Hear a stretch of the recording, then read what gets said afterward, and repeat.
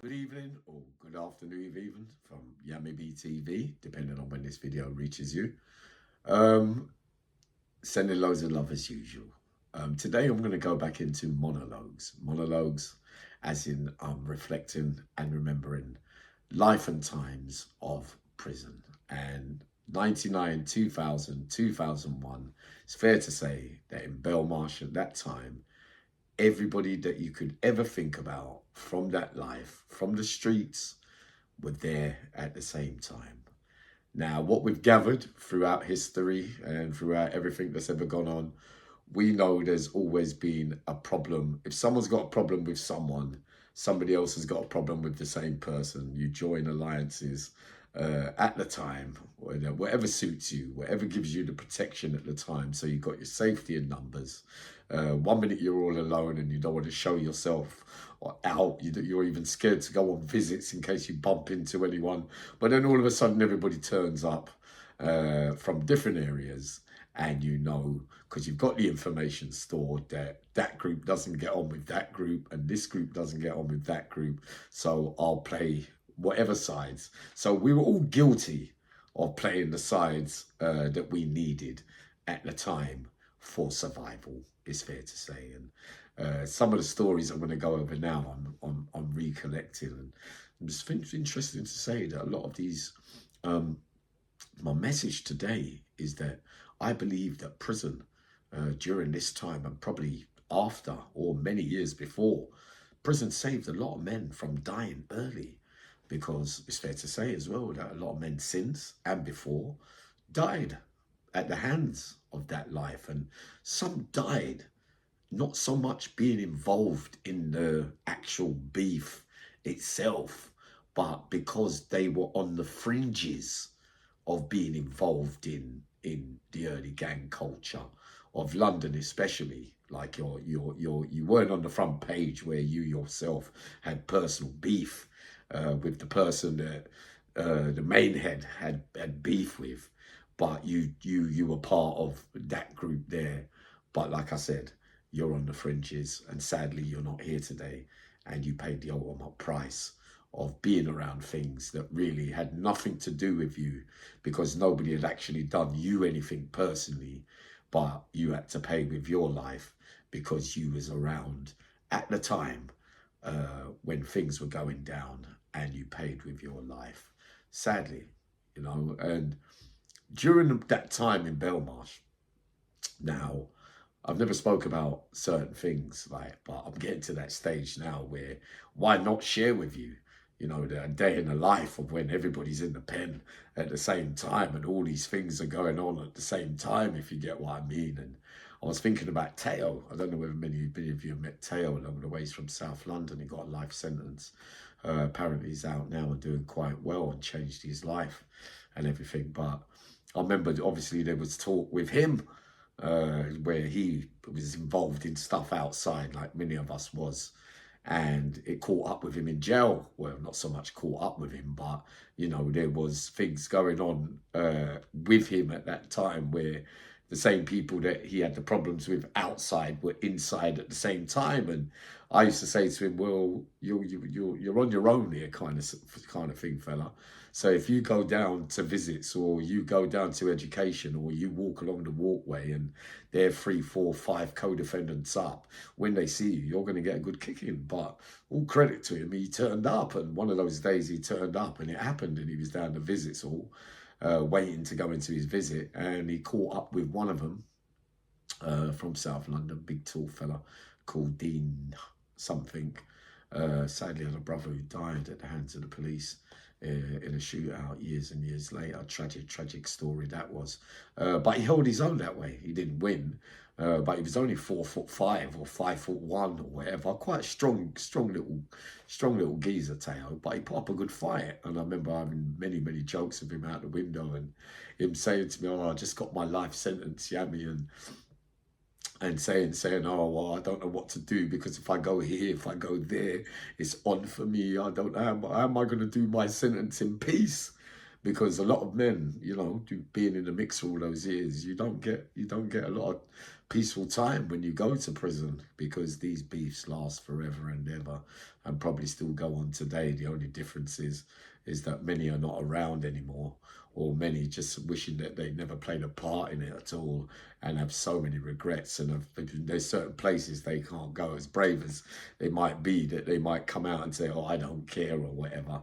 In the back of their minds, they know that the things that they've gone on with in that life can catch up with them in the end, and has catched up with many, many men. I always say, they say, yeah, this one's a bad man and that one's a bad man.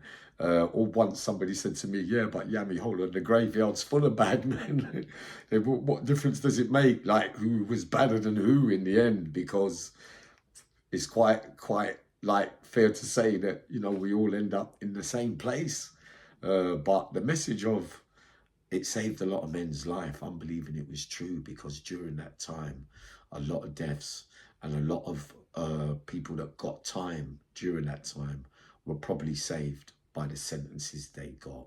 Because if you think about it, during that time, many of you going back to the 90s, going into the millennium, where people were dropping out left, right and centre, if you're around for another 2, 3, 4, 5 years, 6, 7, 10 years, if you have a good run outside, it's not going to be too long before it catches up with you, especially in the snake game. Because the same way that you got used to setting up men, just because you were smart at doing it and getting rid of some men, it doesn't mean that other men don't think the same way, that you can get befriended too and you can lose your life as well.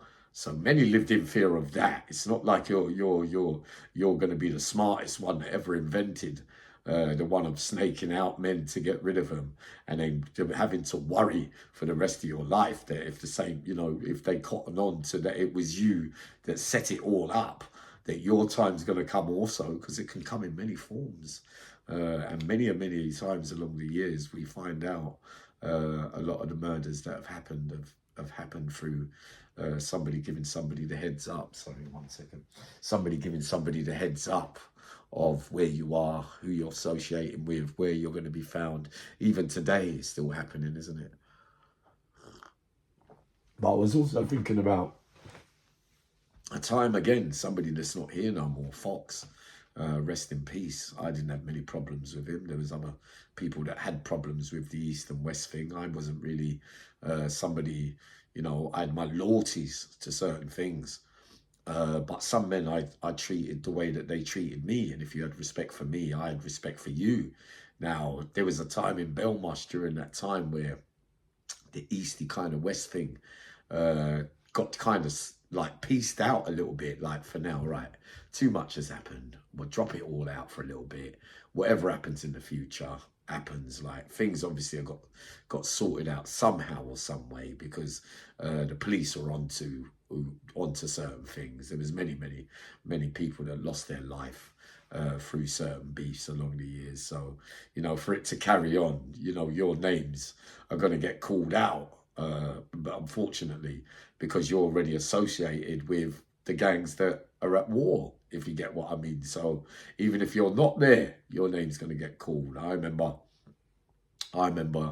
one morning, like, there was a guy called T, and many of you have heard of him. He's if someone put it bluntly, he was a good survivalist in the system. He had many beefs all over the place, quite a colourful character, if the truth be known, but, you know, had a lot of problems everywhere, but knew how to duck and dive through everything. So if there's one thing I could give him, is that he had the skills to stay out the way of harm's way, or knowing when danger was going to be about. And going back to Fox, there was a time when the beef kind of got squashed, and there was another geezer called Murdoch. He got lifed off for the Misha. There was a murder, Misha Paris. Whether he was guilty or not is another thing, I don't know. But the beef got squashed anyway. And one day we was down the gym, and he turned around and punched Mallet from the side in the mouth. You know, this is after everything's meant to have been squashed and everything. So you got everybody in the gym, someone slyly hits you, and you go back, you move, you know, you're quite stunned. But then at the same moment, you got Smith from North Star, who's backing his Uncle Mallet, and knocks Murdoch clean out on the floor. So I'm walking back to the wing with Fox, and I'm saying to him, well, I thought you said to me that everything was squashed. And he turned around and said to me, he goes, come on, Yammy, man, everything was squashed, but, you know, one man can just ruin it for everyone. It's a good line when you think about it, but really what he's really saying is, well, I don't know really, but, you know, maybe he knew it was going to happen, and his argument is he didn't know it was going to happen. But it happened, and it's going to set off everything all over again, but he didn't want it that way, kind of thing. But I put that down as a good speech, a good way of saying nothing to do with me, nothing to do. I didn't have nothing to do with it, if you get what I mean. And then on another occasion, the same guy T, who bobs and weaves and survived, probably survived through everything really. It was in the cat A's. I see a video that he put up today. Interesting that I agree with him on his top 10, where he's talking about where a lot of people ask about Chaos, where does he come in you know, in the gangster lifestyle, in the top 10, that kind of stuff. And I said to you the other day that I don't believe that he falls into my top 10, not because I don't like him, I don't really know him to that, but not because of the reasons the other guy is giving, that he might have snitched, and you know, there are reasons to suggest that yes, maybe, yeah, he did, but that wasn't the reason why I never put him in my top 10. I never put him in my top 10 because I don't believe that he had the full array of skills of the brawl. Yes, he's physically strong. Fair to say that he could beat up a lot of men physically, but he didn't have he had a likability factor from one particular side of the prison system, which was the religious side, the Muslim side. But the likability factor from everybody, you know, that he wasn't the kind of character, you didn't know what he was thinking, if you get what I mean. And I'm afraid to tell you as well, there's a lot of men in the system that are doing life sentences that do deals with the police to reduce their tariffs. And there are many that I could talk about, but one day I might talk about it in my book. Because some men get 25s, 30s, 35s. It's fair to say the police always say, well, there's unsolved this, unsolved that. If you help us with this, we can apply to the Home Office to get 5 years knocked off, and you can get a chance of getting out earlier. There are a lot of men that take that deal. Never forget that. You know, there's a lot of big names I talk about in the past. There's a lot of big names out there that will back me as well. That, you know, they're all good at calling, saying this one was wrong and that one was wrong, and he did this to me and that was good. But hold on a minute, you've done the same thing to certain people, but in a different way, if you like. I'm not going to be mentioning names about it, but you know, you pour scorn. You know what I find? When you're guilty of certain things, it's easy to say that he is and they are and that, but never that you are. Never what you did. You were straight down the line and proper in the gangster way of doing it. No, I never did anything like that. I took everything as it comes and blah, blah, blah, blah, blah. No, not a lot of you did. And you can't say to me that I can say to you that I can remember big names on the landing, some of the biggest names that you've ever heard, where there's a fight being taken place. I think we spoke about this before, and a fight gets broken up, and an officer comes, a senior officer comes and said, look, we don't want no trouble on the wing. What do you think we should do with these two? And one man says, well, if I was you, I would leave that man on that wing. I would leave that man on that. Like you've got the final say in deciding the outcome of where prisoners go and where they should meet and where they shouldn't meet and who. But you say on one of those occasions, it was a real funny one, because the person that was asked, a big household name, he turned around and said, no, I think you should leave the other one in the mental hospital and bring back the other one because he's less trouble. But I'd say that was snitching as well. Do you see what I mean? There's no different forms of saying it, or which way round is whether you locked your mate up in the police station or whether you told him this and whether that. You remember we talked about the John Hass case.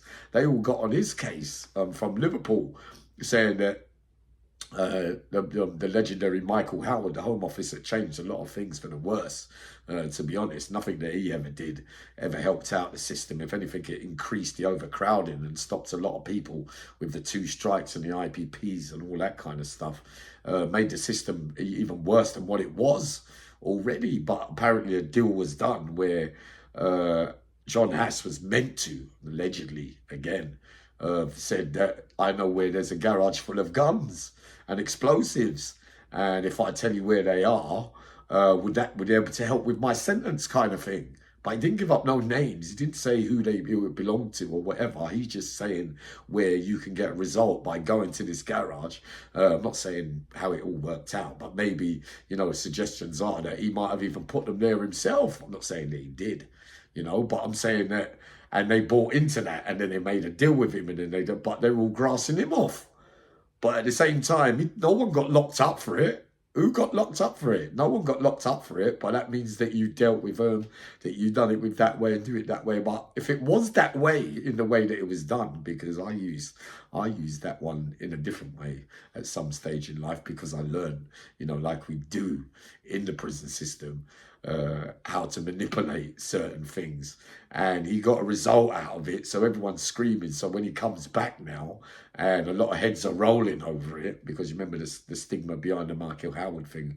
Don't know the strength of all of it, but all I know is they stitched him up on another case later on in life, and then finding it difficult to get out, feeling like he had one over on everyone. But, you know, they play their part. They play their part in dodgy deals. But, you know, going back to that day when, say, T, for instance, calls me and says to me, Yammy, follow me down the gym today. There's 3 things there. Come with me there. I'm going to try and sort out this beef. So you imagine, for all this time, a man's not being prepared to face a man, but on this day he's woken up in the morning and said, oh, I don't care, I'm going down the gym to meet this geezer. He's a younger youth for me, and I'm going to go down there. Yammy, you follow me and watch my back. That's all I want you to do. But on getting down there, I realised it's a member of, like, a friend's, like Malik is a friend of mine, and North Star, and there's the young one there who's backing him. He turns up, so they meet up for the first time, but they don't really know each other. So he's got his hand in his pocket, and he's saying to him, yeah, what are you saying? And he's saying what you said. So everybody's waiting for this thing to kick off. The young one's picked up the weight. The other one's got his hand in his pocket. It's going, yeah. So come on then, step forward. You're looking for me. I'm here. And all the screws break it up and everything. But I remember laughing afterwards, thinking, what, another show out kind of thing where everything's done out in the open so that officers see, but so they can mark it down in a book that, you know, be careful when these do. But do you honestly think they bloody care? I don't think they bloody care. But I was looking back on the monologues again today as well when I'm thinking back, right? Because there's many that give stories out there, but they're talking about the era that they're from and what they saw at that time. I'm from an era where I'm older, unfortunately. And I remember what happened before the time that you saw. And I also remember what happened after what you saw, because I was 10, 15 years later with them all in somewhere else, and saw the outcomes and the results and the things that went on with it all and the conclusions to it all, where we find out who was man and who wasn't, and who turned up and who didn't. And it's fair to say that many men, not saying that many men can hide down the seg, because they know if they go up onto the wings, you're outnumbered completely. Lucky you might not even live if you go upstairs. So I'm not going to pour scorn on it that you're not going to come up and face the music because you're 20-handed down. So you're more likely going to play the patient game. I'll wait till my time comes. There'll be a time when I can get you on your own and I'll be able to do my thing. So sometimes it's more sensible not to turn up. I was a bit more braver, more turn up, because I was on suicide missions and that, and whatever was coming during that time, I was prepared to take it no matter what. I had the luck of the devil probably during that time, because some of the things that I was meant to face and probably had to suffer a bit more harm didn't reach me. But in the end, those things didn't need to reach me, because in the end, look at me, I can't even peel an orange peel now. I can't even do certain things, you know, like you get away one way, but the law of the karma and the way of life that you lived. You could live by the name Yammy forever, but you wasn't that jammy at the end though, because now you got to take, I believe, you know, I'm a strong believer in, you get what you deserve in this life. There's a lot of men now that are disabled, crippled in wheelchairs from that life, for one reason or another, right? But not death. So maybe God sometimes says your part in everything, you know, I give you a chance to live and redemption and to make amends and put things right, but you'll never be the same man again for some of the things you did, because you're going to have to pay your punishment. You don't go away in that life just skating through like I did, getting away scot-free out of everything, especially ducking and diving for all them years and thinking I was clever. And in the end, you know, you get a terrible accident of some kind and you end up having to suffer with pain and everything in later life. And that life, going back to the message that a lot of you got saved through doing time. Even now, I wonder if some men feel more safer in jail. I once met a man who said to me, sometimes the pressure of all of it out there, Yammy, even being a dealer, even falling out with a man, you know, even they know where to find you because they know your area of where you're doing your stuff. You never live in peace. It's not one of those lives where you know everything you do, everything is smooth sailing, where you go to bed at night thinking, even if you're a dealer, even if you're a robber, even if you're a burglar, even if you're always thinking when the knock's going to come on the door, or whether those enemies are going to turn up, or just by meeting somebody that day by chance and they say to you, oh wow, I saw what's his name today, could still be in touch with one of your enemies from 25 years ago, and they don't forget. Some people, the only difference is when you stay away in jail for all those years, a lot of people tend to forget about the older stuff, it's fair to say, because there's been other serious things that have happened rather than your stuff that happened all those years ago. If it was a case where they bump into you just by accident and they say, oh, there you are, how'd you feel now? I want to beat you up. And all right, you can slap me now. I could turn the other cheek now because, you know, that's the way that I am in later life. But you don't get away. You don't get away lightly in that life. So before you think about, you know, setting out on a journey where you think you come out unscathed, which we've talked about a lot on this channel. I'm talking too much, Yammy. But a lot of men, I believe, have been saved through jail. And as time passes, those old beefs kind of die. Like someone was saying to me today, do you remember JB from East London?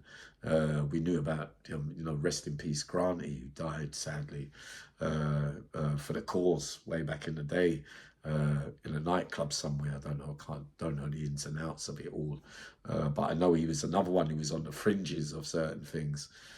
Sad death that was. But someone was asking me today, saying to me, yeah, but JB, he had a fight with Mallet.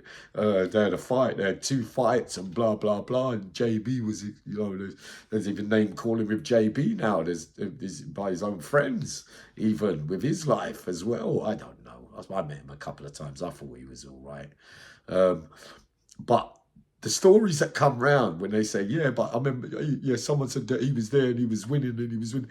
You weren't winning. You never won that fight that day with Uncle Mary. No, you never. The jacket came over your head. You was getting punched up and the fight got stopped. You never won at all. And people say to me, they come up with these stories every single day. They say, yeah, but Uncle Yammy, man, like, I heard this. My man was there. He said that. I'm telling you that I was there. And I was telling you that, I'm telling you, if it was my friend, if it wasn't my friend, if it was Tony, if it was this one, if it was that one, if it was Quincy, if it was this, I would say to you, no, they lost. They lost on that day, but it doesn't make them lesser of a men. I know many men. I know this, one of the men I'm talking about today that I've been watching on a video that he's describing why he wouldn't put Chaos in the top 10. I would say that he had defeats, but I would also say that I don't really get on with him that well, but I know I had some laughs with him along the way. But I know that he won many, he had many victories as well. So it don't mean because you lost, like we said, that means that you're less of a man, or it just means that that day you didn't. We've gone over this before in the past, but they make me laugh when I hear things about certain stories because I was there. And I would always tell you, if it was a case, even if it was my bestie, I would ask him and I would say to him, and he would say to me, Yammy, just say tell the truth. On that day, I didn't have it, or he was a bit quicker, or he got in first, and I I couldn't react in time. But all of them, sorry, many are resting in peace now, and some of them are getting caught years and years later. So there's no one invincible, no one lasts forever. And I noticed certain men that were in the game from young are big in the music thing, and they got their names and got a foot into other things away from that past life. And even then, just as you're about to celebrate being, because a lot of it is limelight, isn't it? A lot of it is fame, and like I want to be up there and remembered like I did well out of my life kind of thing, when really in reality it can catch up with you at any time in life. So sorry if I babbled on a bit today, but I'm just reflecting on a few of them stories that happened way back then. But a lot of men got saved by prison. Even in my life, the way that I lived mine, I believe that I could have never ever gone on the way that I went on in jail out here for long periods, and hope to have lived that long. Some men have got the luck of the draw and feel like, yeah, I got to live because I got to let time go by in jail and sit back and watch, because I know some of you won't be around when I get out. But it doesn't mean that you're completely safe, does it? Doesn't mean because you managed to hide away for all those years that your time isn't going to come as well. You just get to the satisfaction if you think that, oh, well, you went before me, kind of thing, like that means anything. But because I was reading something the other day by one of my angels who sent me that, that in 100 years' time, what do we think what it's going to be like? And the one thing that would definitely everybody's got in common is we're all going to the same place. You know what I say? There was once a film I watched, and a man said to a man, a man said to a man, why was it that you? And he said, well, aren't you scared? And the man said to him, I'm not scared, because it's that everybody's got to die sometime. It's just all a matter of when. That's all it is. And sometimes I'm not getting morbid or anything. I'm more on a happy one these days to be able to come up here and have a little laugh and say that I made it so far, and I get a chance to make amends and make my spirit with God a bit more peaceful, because I know that time is coming. And it's interesting that a lot of old villains are regretting what they did in later life, which is why there's a crux of a lot of podcasts and a lot of genuine ones who are coming up and saying sorry, for the life I led, and sorry for the things that I did to people, and that wholeheartedly, whether you get forgiven by those people is another thing, but being forgiven by God is probably the most important thing of all. So hopefully if I can get back up tonight, I will. I love you loads, all right? Sending loads of love.